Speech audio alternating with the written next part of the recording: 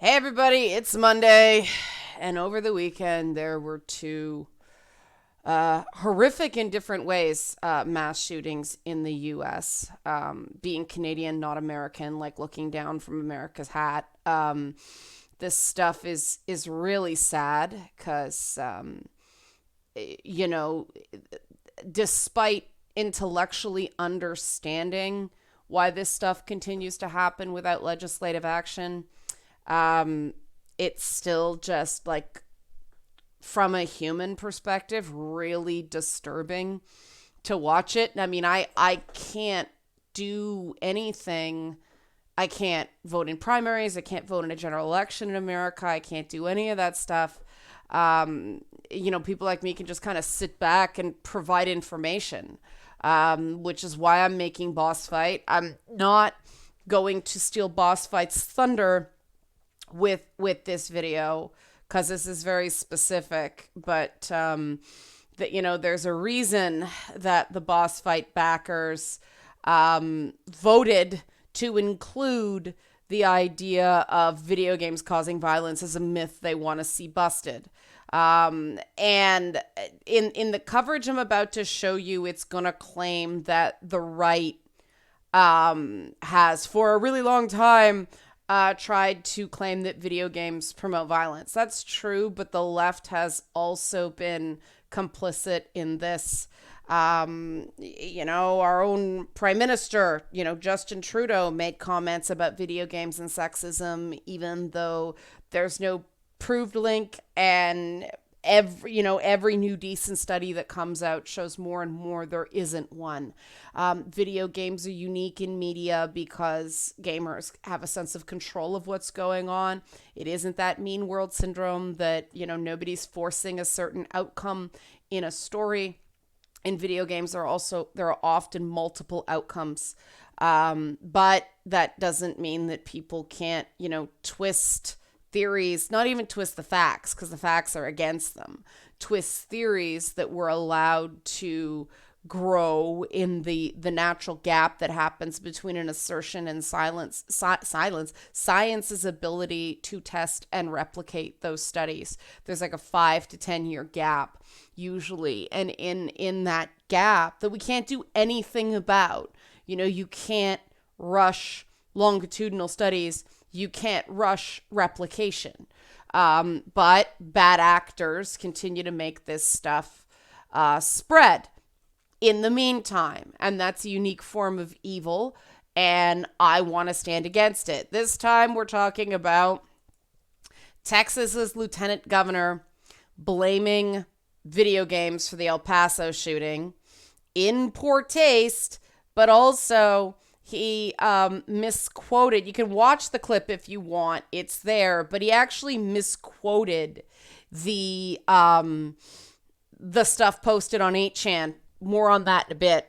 And I give Mediate credit for actually quoting that thing accurately. Texas's lieutenant governor said, in this manifesto, the belief is from the shooter. This manifesto where he talks about living out his super soldier fantasy on Call of Duty, talks about video games. Well, Mediate actually quoted what the guy said, and what he actually said. Now, again, not completely sure that this is the person. They have to confirm that, but high likelihood. Remember, it is not cowardly to pick low-hanging fruit, aka don't attack heavily guarded areas to fulfill your super soldier Call of Duty fantasy. Okay, so Texas's lieutenant governor claimed that he talks about living out his super soldier fantasy on Call of Duty, when what he actually said is don't attack heavily guarded areas to fill your super soldier COD fantasy. Yeah. Oh, I didn't scroll down there. There it is for people who don't know. Now, moving on. When asked about this, on what was it? He was asked on Fox News to respond. Kevin McCarthy was asked, which is the top Republican in the House. So we've got the lieutenant governor and the top Republican in the House. He was asked to respond to Lieutenant Governor Dan Patrick's comments. And what he said was, I've always felt that is a problem for future generations and others.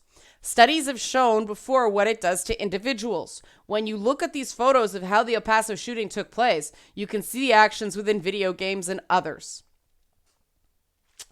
And this is where I said the left's complicit, because this is the Huffington Post, this article. And this writer, a politics reporter for HuffPost, said that studies on the matter have been less than conclusive. Oh no, studies on the matter have been extremely conclusive. That video games don't make you violent. It has been replicated so many times. It's conclusive. You can say studies have said video games don't make you violent, because they have. Okay. But, this idea of, again, completely inverting what's actually going on here. The actions within video games. Yeah, because video games like Call of Duty are designed to be as realistic as possible. So they make the video games look like the helmet cams that soldiers use in combat. And so when the media sees it's like, oh, it was the video game. No. The video game was replicating what it looks like in the real world. Cart before horse here. What's happening here is you can't claim this is anything more than deliberate obfuscation at best. And I watched MSNBC all day the shooting happened make absolutely ignorant comments about 8chan, and they were doing it into the weekend. The only time they stopped is when Ali Velshi, my boy, he was on. I'm like, oh no, please don't be as dumb as everybody else. But to Ali Velshi's credit, he knows enough about this stuff, where he's listened to people enough about this stuff to know that 8chan is not like an extremist white supremacist site. It's a radical free speech site, so they're allowed to post that nonsense. But 8chan is, other than the free speech issue, at best amoral, right? Or I should say at worst amoral. The desire for free speech trumps everything else. And if it were not for 8chan, they wouldn't have had a 19-minute head start on the fact that something was likely going to happen. As soon as the people on 8chan saw that thing posted, people alerted the FBI. So, or authorities. They didn't know where it was going to happen. The guy didn't say. But, the thing about people posting this stuff on 8chan is it gets out. They can't then, if they're taken alive, they can't then claim, oh no, it wasn't me, and oh no, that's not why I did it. They can't lie their way out of the maximum punishment. It was out there.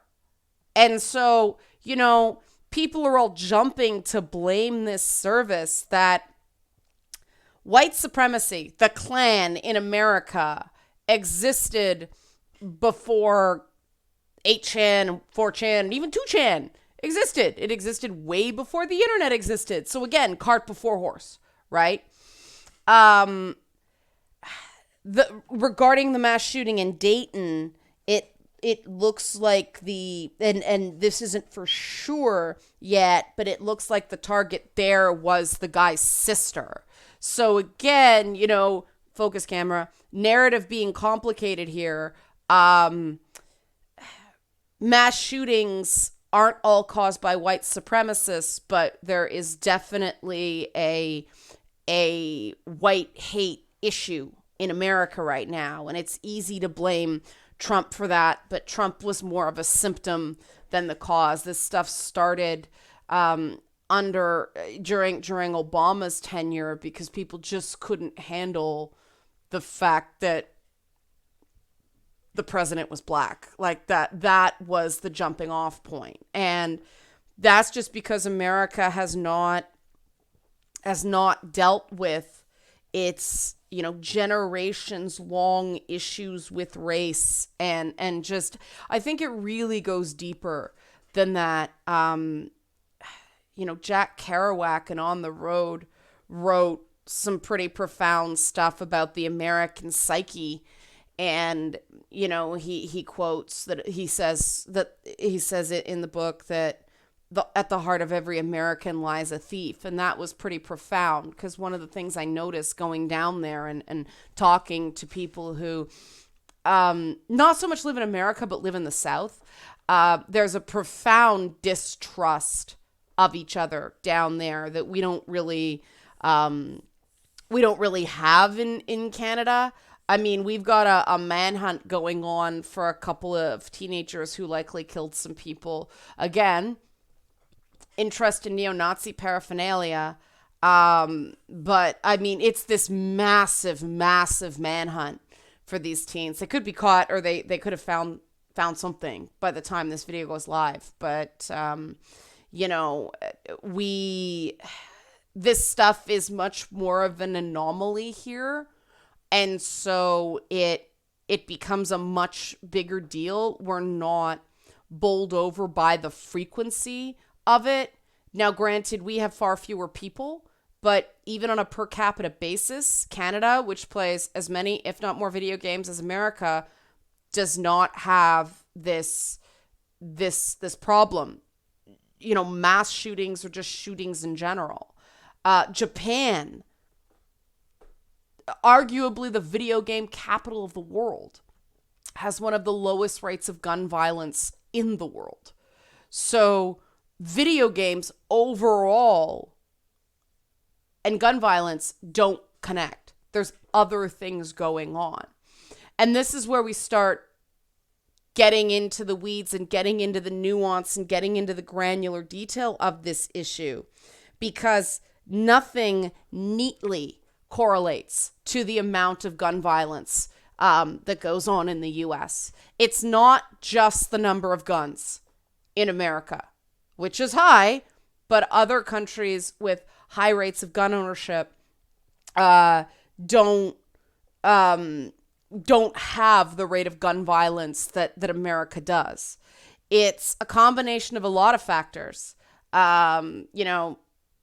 Availability of guns, ease of getting a gun, poverty, relative poverty, relative and absolute poverty. I mean, you look at other places with high gun violence, like Latin America, the Caribbean, poverty and corruption, definitely factor into those statistics.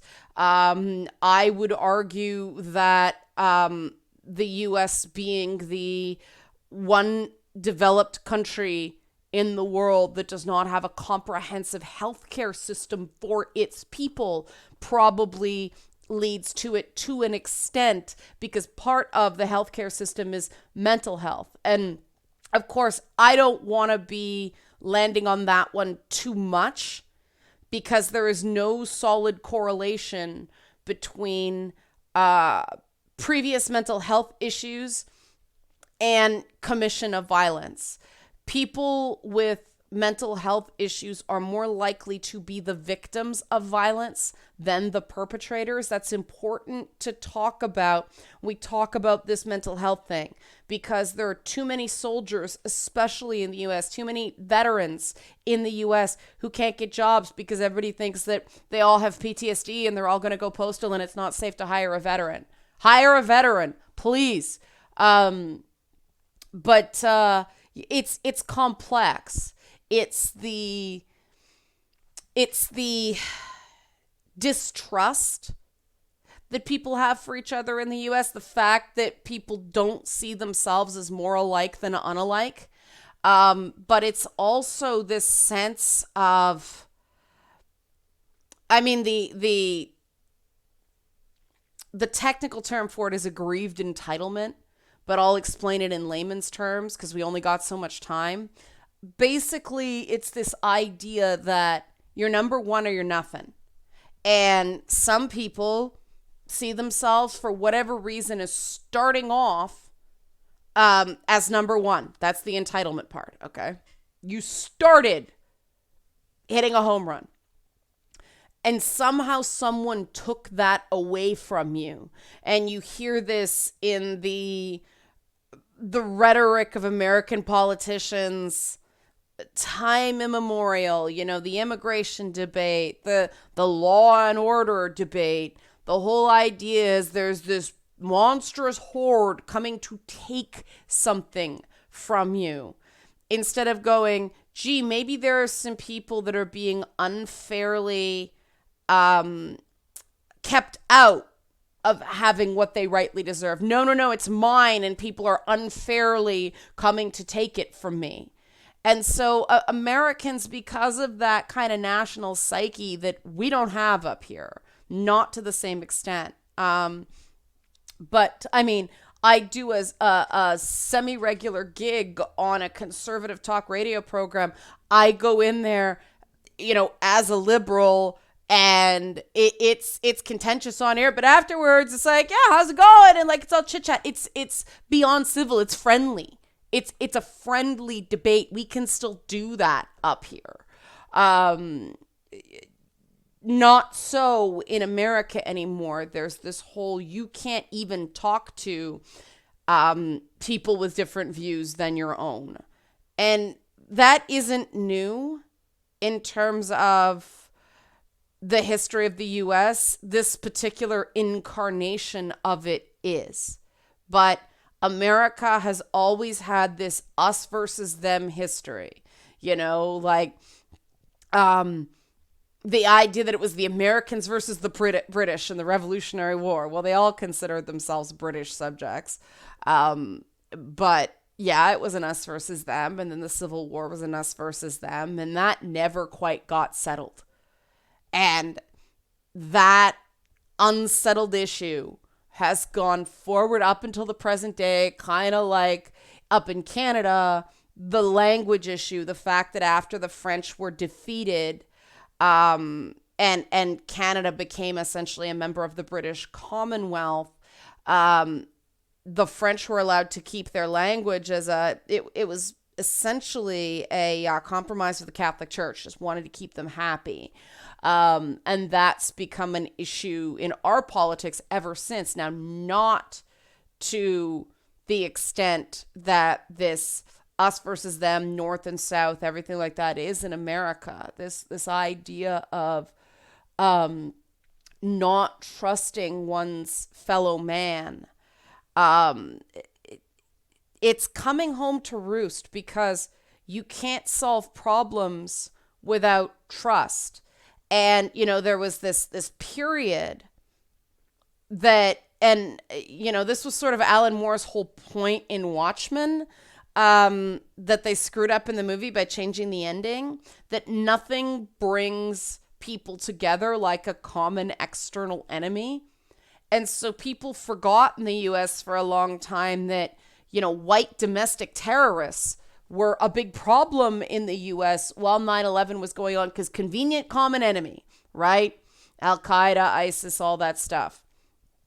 Now that threat is on the decline again, America is back to its, domestic terrorist problems. And there's no simple solution for that. There isn't. America has got to get less desperate before this problem can be. I don't think it's ever quite going to be solved. It's not solved in any country. Just because other countries have less gun crime or less terrorism doesn't mean we're exempt from it. We still have it. It's still an issue. People still lose it and get violent and choose to solve their problems that way. But the per capita rate is much lower. Unfortunately, America is going to have to rethink all its myths about itself to tackle this issue. And, I'm talking right down to the very concepts of what's defined as freedom. What does freedom look like? What does equality look like? America did kind of lose the plot that way for a while, because the whole idea of people coming to America to escape oppression and start a new life, that was kind of what the founding fathers were all about. Jefferson went and lived in France for a while. I think Franklin did too. And then they came back. Like, they were immigrants multiple times over. They wouldn't understand what people are on about this stuff. I think in a lot of cases, I think they'd probably be aghast. But you notice I haven't talked about gun laws, because right now we're talking about mass shootings. No gun laws in the world will stop a premeditated mass shooting. It'll cut down on gun-related suicides a ton. It may reduce the body count some in these active shooter events. It won't stop them. And that's why I'm hesitant to get into it there. You want to talk about common sense gun laws impact on the weekend violence in Chicago, where, the statistics coming out of Dayton, Ohio are almost on par for like a weekend in Chicago. I'm happy to talk about gun laws with that. Hi, Scout. Say hi to everybody. Hi, Scouty. Yeah. But it doesn't really apply here. These are acts of aggrievement. These are acts of, I had something. Remember I said they think they started life hitting a home run. And then someone took that away. And they have such a sense of aggrievement that they will do anything it takes to get some form of dignity back. And that path for some people is violence. And this is where we start getting into really unproductive, arguments about hegemonic masculinity and all that stuff. I do think that there are some places where growing up male in America is a really, really harsh thing. Somebody checked me last week for saying like growing up, like female socialization was uniquely awful, as if growing up male isn't awful. And I thought that was weird, because the whole point of uniquely awful was that it's a unique experience. Growing up male is its own form of unique awfulness too, because some guys are raised, you're never allowed to show any emotion other than anger. You're blamed when you can't prevent someone from violating your physical or emotional boundaries. This idea that you have to successfully defend against every person that tries to push you around, or else you're not really a man. That's not true. That's not true. And anybody who goes to the military and learns to work as a team knows you work as a team for a reason. Because you can't fight off a pack of 6 people as one person most of the time, right? It's not like the old movies where everybody waited their turn to come at you, right? So there's a problem there, but obviously, if every person who grew up that way decided to solve their problems with a gun, we'd have a much bigger problem. I talk to people every day who had that as their experience and didn't get violent. This is not easy. There's a ton of factors that in each case, if one was removed, things might have turned out differently. And in no case is that factor video games. It's not. Video games doesn't make you horribly poor. Video games don't put you in, a terrible mental health position. Video games don't raise you in an environment that invalidates you. And none of these things combined even explain what happens in these mass shooter events, because it's not the reason, right? There are plenty of racists in America. I unfortunately run into them a lot on Twitter. And Facebook. More on Facebook, actually, these days. But, they may think the white race is supreme, and they may think that everybody else should just go back to where they came from. They don't get violent about it. There's something unique here. It's not simple. And unfortunately, gun right activists blow it every single time with this stuff because they make factual mistakes in their rhetoric that make it easy to defang the push for, like, the simple thing of calling easily convertible long guns assault weapons. They're actually not. That's a particular classification that any gun aficionado will tell you. How do I know this? Because I used to do it and people set me straight. You know, and yes, is this sophistry? Is this minutia? Yes. But it's an easy way to prevent legislation just going, well, it won't work. I think the most, and this is even dangerous too, because then people get into the doing nothing is not an option thing, right? And video games are a lot easier to attack than guns. They used to be a lot easier to attack before Antonin Scalia wrote that decision. Bless the man. For all my disagreements with him, wrote that decision. No, video games are protected speech. Too bad. You can't stop it. Because of that, video games are a little safer, but I'm not willing to rely on that. There are lots of ways around that. You got to stop making these mistakes. You got to stop getting distracted by things like 8chan. The people reporting these stories have to be more informed about things like that. People have to stop blaming the internet as as an easy go-to, because I've seen it for all the people that may have just got angrier and angrier and angrier. I've also seen a lot of people, because they found people who would listen to them and very gently show them another side. They actually climbed down from their anger and they climbed down from their panic because they felt understood by a group of people. And that happens far more often in gaming than anything else.